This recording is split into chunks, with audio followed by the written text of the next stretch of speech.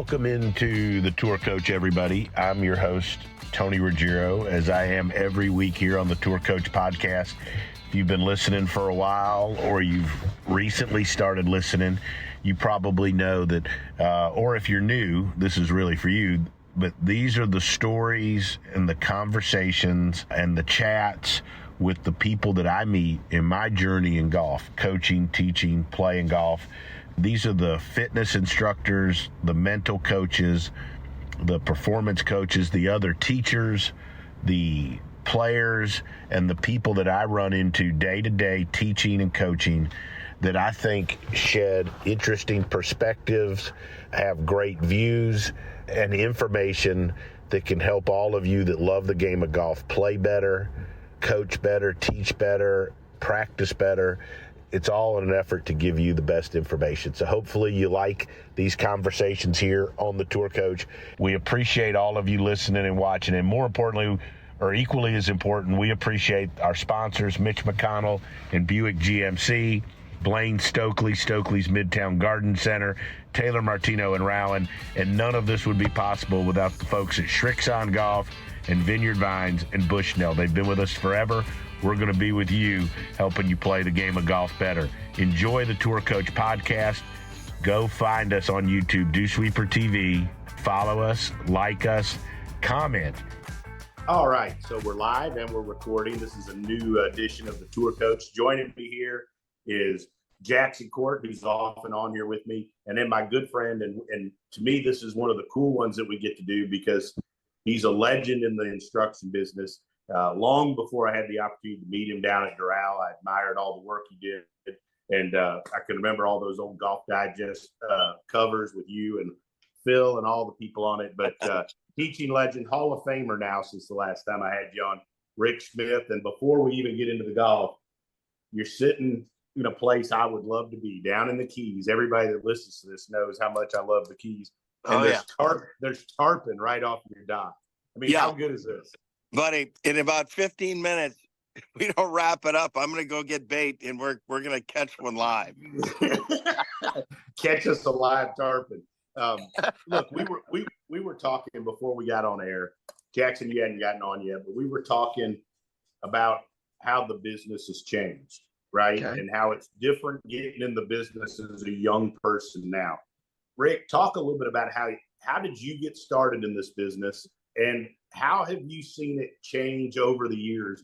And then the last question is, and do you think all the changes that are gone on are necessarily better for the player? Okay.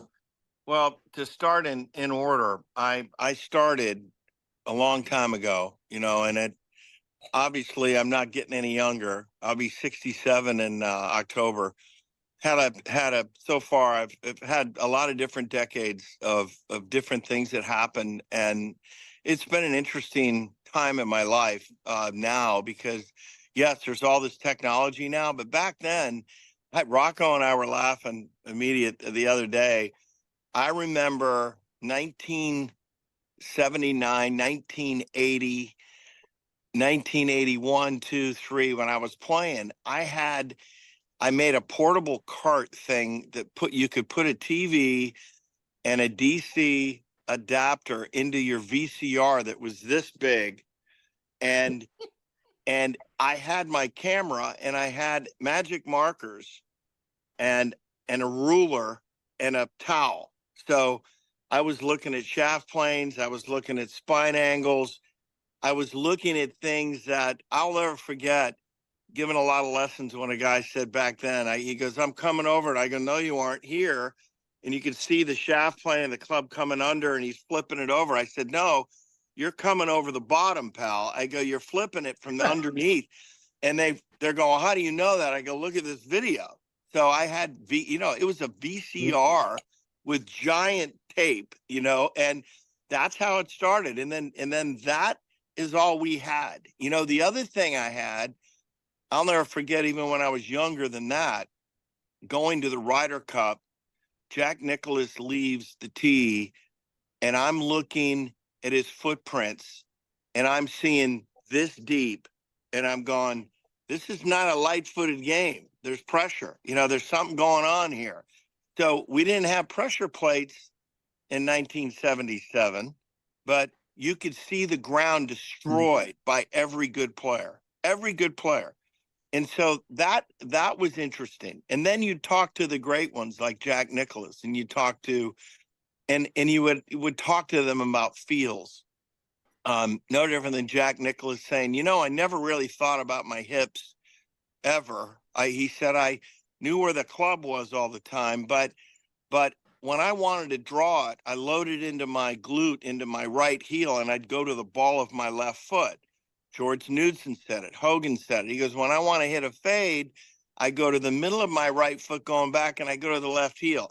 See, so now you can measure all this stuff, but this stuff, I was around all this, a long time ago, and you learn that you look at the ground that they're standing on, and you talk to them about the feels that they have. You can certainly see things, but the video back then with rulers and magic markers were fine for me. It's like I had enough information back then to help someone. And those were good years. The 90s, Lee Jansen wins a couple opens that decade. Rocco's winning, Billy Andrade and other guys. And then it was Phil Mickelson in the late 80s or late 90s. And then we got a whole different decade in 2000. Phil wins 3 majors. We had great success then. And now you move to the next decade and I'm going, oh my God, it's 2024. Here we go again. Jonathan Vegas. But, you've got to be careful when you use technology. No different than you and I just talking about even Doral. When Steely came in, I didn't use a quad. I didn't use anything. I didn't use my 3D gears, which I love. I use that stuff for the great players in off season. And I know you do too. I think there's a time and place for it. And then even videos, sometimes I don't even want them to look at it because they're going to look at something I don't want them to look at. So it's like, no, it's fine. It's fine. Because they get picky about things that really they don't have to be picky about. And they start putting their mind in the wrong place. So time and place for everything. No different than there's a time to get the hell out of the way and let the player be a player. And you know me, I'm in and I'm out. If I hadn't done my job, and ultimately, really, Tony, I think, and you do a good job of it too, is if we've done our job as a teacher, we're teaching them to teach themselves anyway. And I'm not going to hold their hand ever, because it's a mistake. I was a player. I don't want somebody in my ear every 5 seconds. Let me go. Let me be who I am. Give me the direction. If I have a question, I'll let you know. But I got it. I got it, and I'm going to go ahead and work through it. Every great player that I've worked with would always say that to me. They'd say, "I'm going to go think about what you just said, and I'm going to process it, think about it, and then I'm going to put it into play." I want to talk about, you've been around a lot of great players, talking about some of the greatest that have ever played the game, especially Jack, right? Arguably 1A. And then you got Phil would be he'd be in my top 5 for sure. Like, yeah. What are obviously different golf swings, but do you ever sit and go like, these are similarities between great players I've been around? Like, what are some things they do that they have in common? Because I think, like, for me, I love picking like your brain, because like I know the things I've learned from the great players, but I like to find out more what great players do. Because like, to me, I feel like I had a young player in Alabama this evening, good high school player. And like, the more I can share what they do, I can figure out these great players, I got a chance to make a real difference on a young kid that's maybe 16 or 17 if we can figure it out earlier. What were some of the things you saw that were commonalities, if any? Well, one thing I'll never forget, Raymond Floyd, who I had a chance to work with back in the day, he was now a senior, unbelievable, would win on both tours. He was in a slump. And I said to him simply, I go, look, you've done this before at a great level. What was the best you ever played? So I then would study that swing. For example, he said, well, the best I played Shinnecock. So I go, well, let's go into the Shinnecock films. And I would study the Shinnecock films. It was like cheating. I'm looking at what he's doing, and I'd look and I'd do a side by side, and I go, look, he would always work the club way inside. He'd lift it up vertically like he always did. and then he'd get it back down on plane. Well, back then he got it deep early. He went up, but not really vertically, because then if he was too vertical, he dropped it on the inside too much and he drop kicked it, he blocked it or hooked it.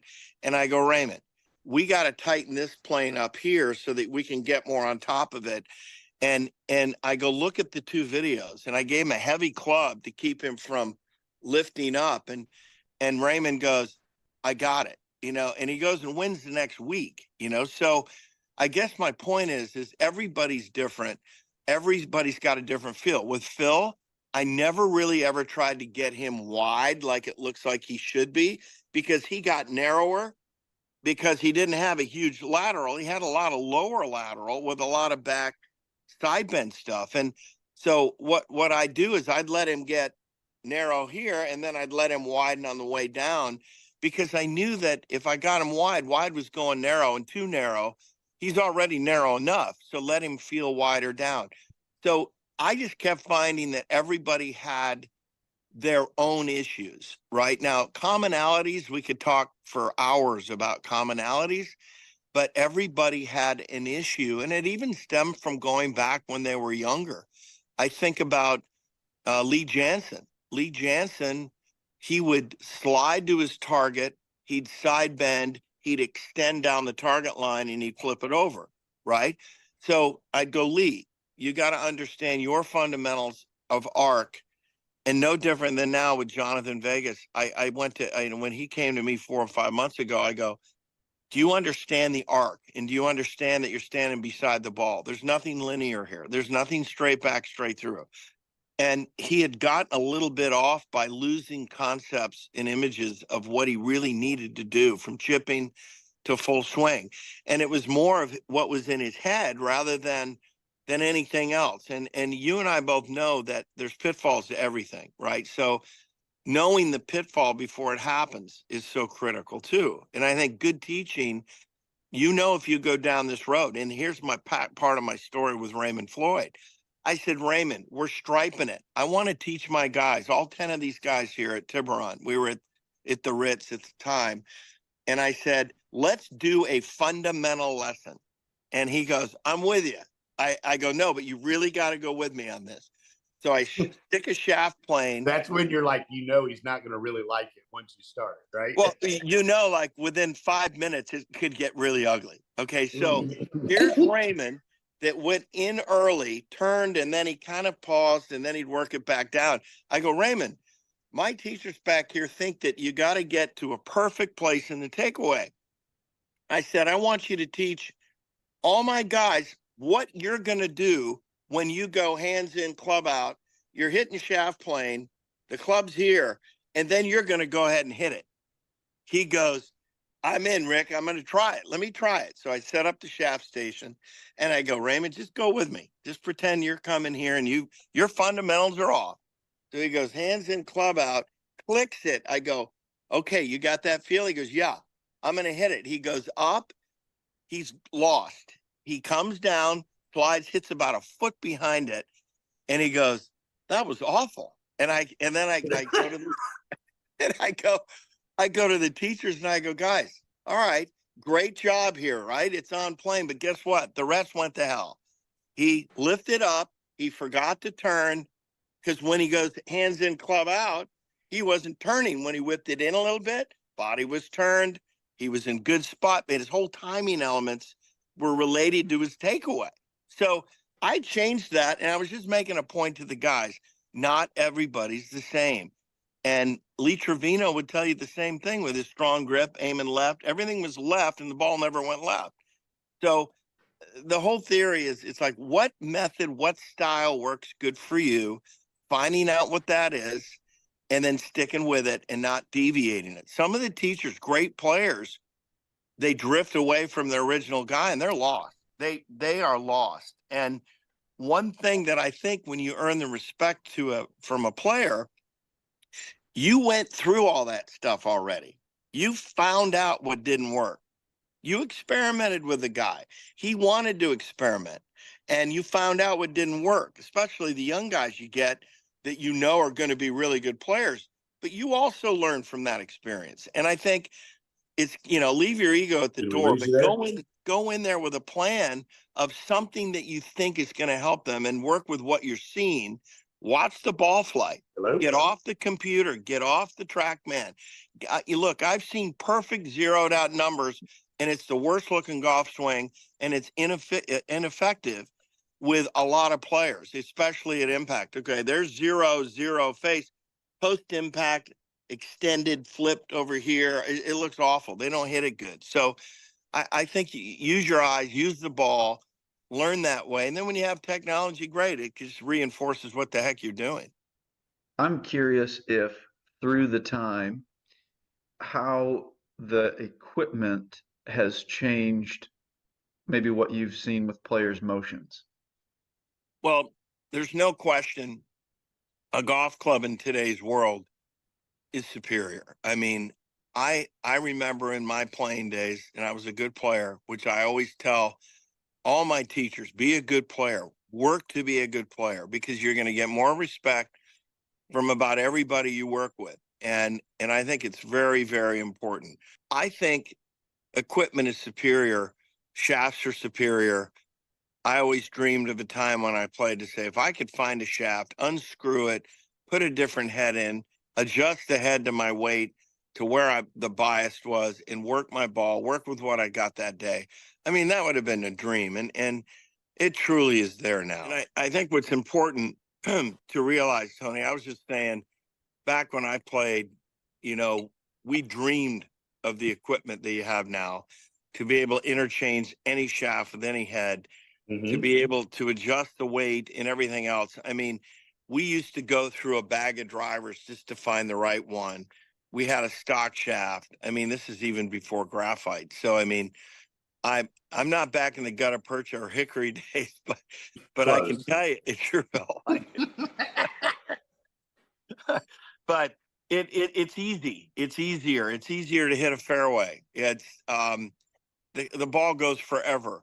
I mean, I'm maybe longer now than I was when I played at my peak. I mean, it's insane. And I think about it because now I can get a shaft that works with my swing. I can get it to load and unload the right way just by testing.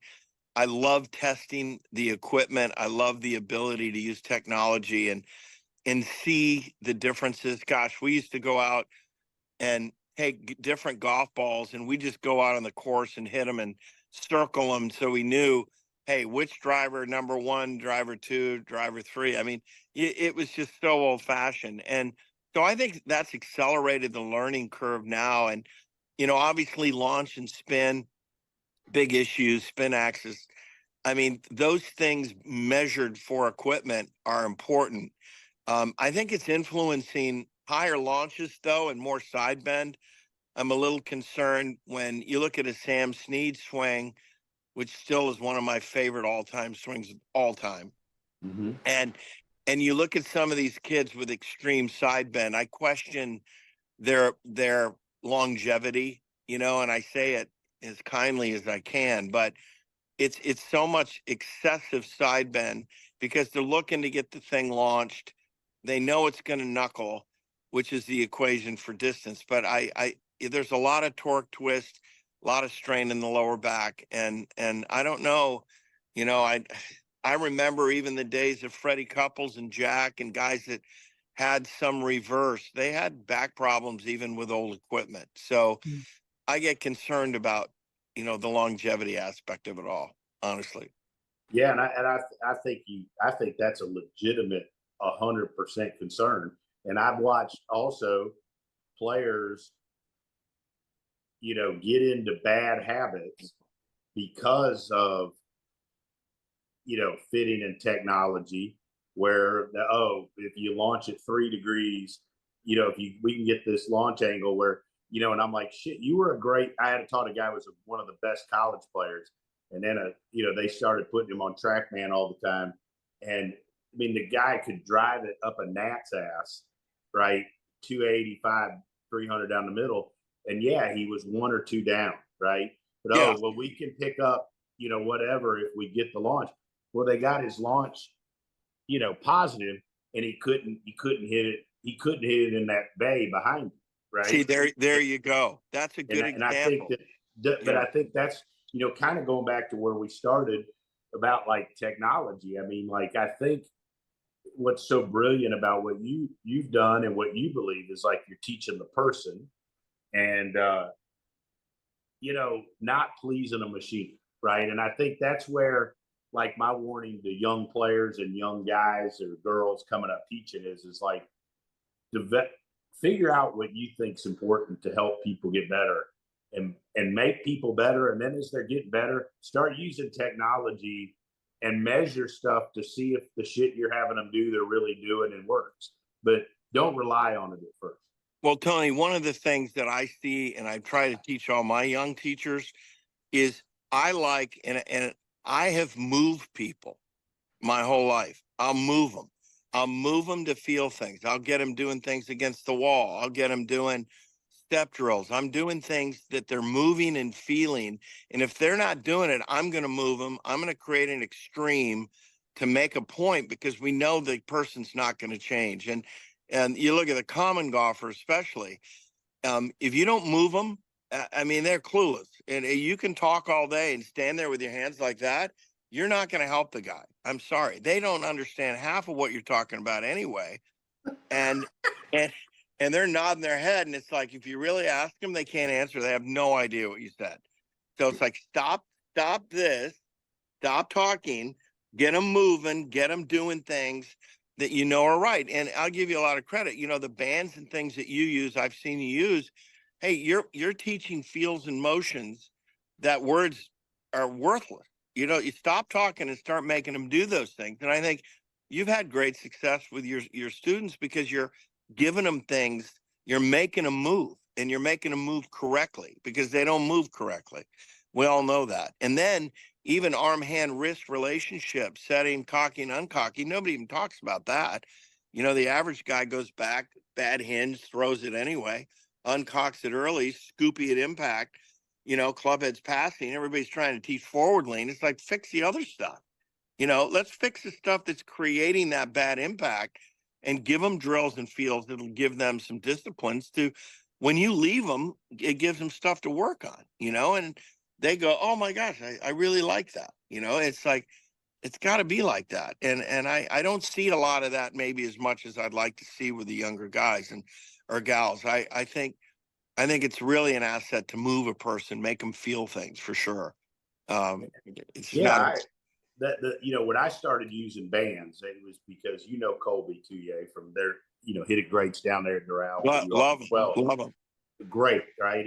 But like, to me, it was so interesting because not only did it, but what it made it move, but it gave them a feel that then when they put the club in their hand, they could try to make their hip or their chest or their shoulder or whatever feel that way.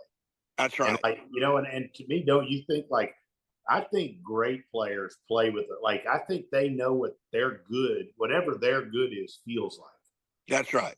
And if we can give them something that helps them create what their good feels like, we got a chance to fix them a lot quicker. That's kind of why I started with that band. And when I started with that, Colby and I started with that, Rick, you know how it goes because you've done this a million times. Like, nobody was doing it. Now you turn on the damn Instagram and everybody and their brother at every resort is doing the shit thinking they got it. Well, and the thing is, you were probably criticized for doing it. Yep. And then all of a sudden everybody's doing it. The point is they find out that it's good. And the other thing is, have an open mind and be creative as a teacher, leaving it wide open. It's like, that's the beauty of teaching. I'm almost 70 years old.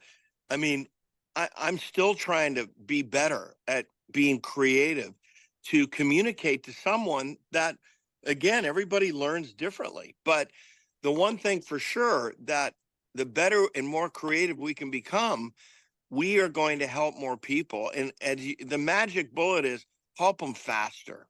Right. It's not a 12-month deal. I mean, like Steely, when I worked with Brendan or Jonathan now, it doesn't take very long. It's like, it takes, like Steely, he's my 10-minute fix. It's like, and then he's got it and he goes, oh my gosh. And it's like, the light goes back on again. But, when you get to know a player when they're doing well, I always believe this too. It's like, get your data when they're really good.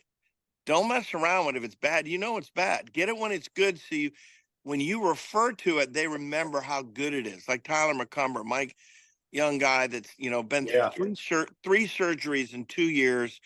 He's coming back in late November. He's going to start the tour again. He's been on a major medical. I go, buddy, we don't have to recreate anything. I know your body's changed, but here was when Canada, when you were 150 under par and dominated and probably was one of the better players in the world.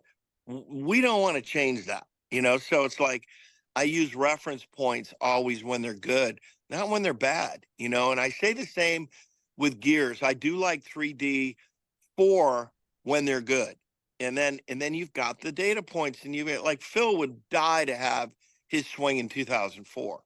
Having said that, his body changes, everybody changes, but when things are working, I mean, from alignments, ball positions, different things that you're looking at dynamically that are in different places, shot patterns, different things that they get there quicker because their DNA is kind of like they're going to evolve and go back to the DNA that they've got, good or bad. So I like doing that too, Tony, for sure.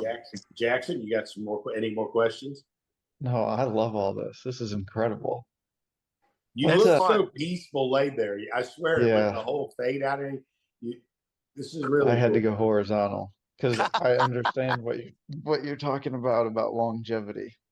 Oh, I mean, and that's the key. Like Rocco, I've worked with for almost 50 years.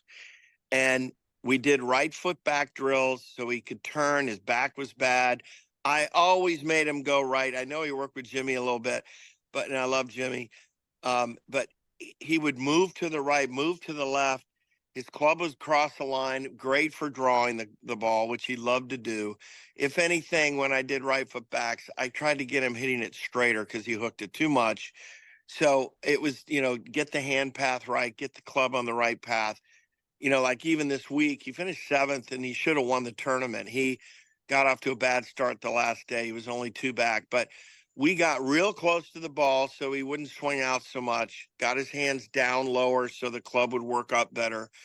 And that helps his tilts because when you move side to side, you can get too horizontal with your plane. So hands down, he had the right tilts and the turn, and he striped it and he hit it really straight. And I told him beginning of the week, I said, let's hit a bunch of holds, let's hit some cuts, and it's just going to keep your draw more honest. And he really hit it good. And I said, you keep drawing and you overdraw, and it's not good for your swing. You're not going to play good. So I always like to kind of get the guys doing a little something that alters the pass so they don't go so far off the track, and move into a slump.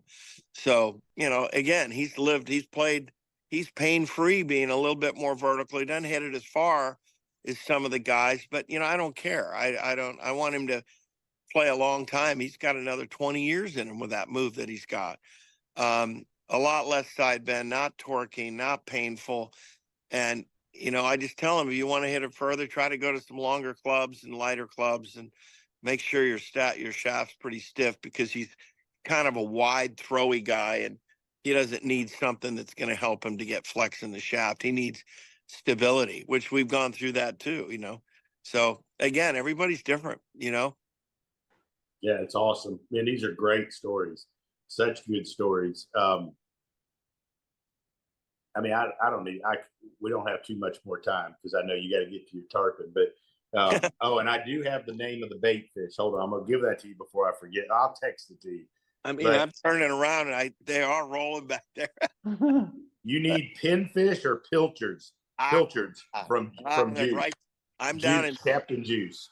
I'm down in Summerlin Key. I'm heading up to Doral late in the week. I got a few clients coming in. It's been raining and hot, as you know, but you'd say, Rick, why are you down in the Keys? I go, well, I get a breeze off the ocean. And it's actually, I've never done this in the winter, or in the summer. And I plan on doing it. I plan on doing a lot of it. It's just beautiful down there. When we talked about this, you and I are going to go tarpon fishing here in the next couple months. Darn right we are. And I think the keys, not to get off of golf, we'll get back to golf in a second, but everybody says the same thing. They're like, oh, it's hot down there in the summer. It's one of the best times. There's wind off the water, breeze off the water, sitting out where you are on that dock. I mean, there's nothing better than being out there on that water. Jackson, you love tarpon fishing too. Oh yeah. Anything Yeah. on the water. Well, it's peaceful. You know, like we were just in Chicago for the Live event, Tony, and I mean, it was hotter there than it is here. Yeah. It was humid and hot, and it's like I looked at you, and we were in the practice round. I'm working with Steely, and you're with Andy, and I'm going, is it me or is it? This is Chicago, hot, humid, awful. You know, You did. We got off that one green, and you go, shit, it's hot, man. Like, yeah, we're like that. You know, one last question for me, and then Jackson, you guys, like we talked about. You know, there's a lot of that swing your own swing. You know, let people swing their swing, and you talk about how everybody's got. You know, everybody's different. When you have like a young person, right, a young player coming up, 15, 16, 14, 15, 16, that you look at and they got a lot of speed and they got a lot of talent.